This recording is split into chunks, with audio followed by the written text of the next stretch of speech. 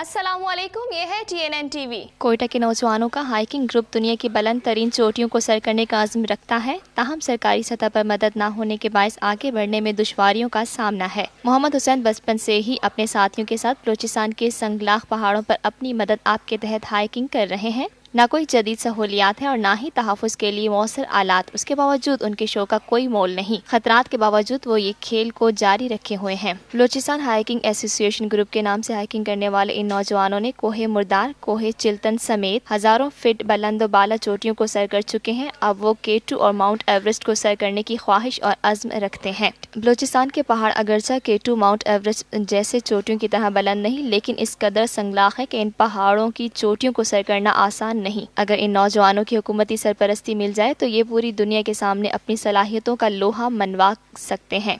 इस मौके पर ज़राए इब्लाग़ क़यामा के नुमाइंदों से गुफ्तगू करते हुए बलूचिस्तान हाइकिंग एसोसिएशन के सदर शराफत हुसैन हज़ारा का कहना था कि अहम ये चीज़ है कि मैं बलूचिस्तान का नाम रोशन करना चाहता हूँ।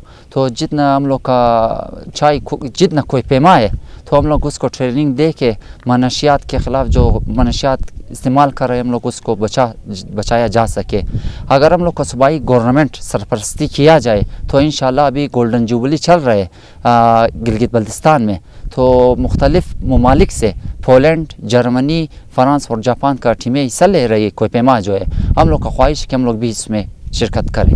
एक नौजवान का कहना था कि जी हाँ बिल्कुल, मुझे बचपन से यही शौक़ है क्योंकि मेरे वालिद भी इसी हाइकिंग का शौक़ रखते थे। आज भी उन लोगों ने पहाड़ों में गया हुआ है, हर दिन जाते रहते हैं।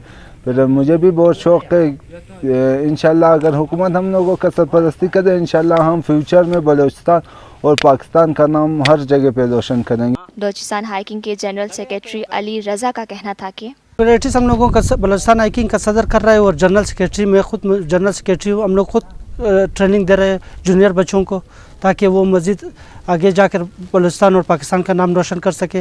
लेकिन गवर्नमेंट, सूबाई गवर्नमेंट का कोई कॉपरेट नहीं है, हम लोगों के साथ कोई ताउन नहीं कर रहा है।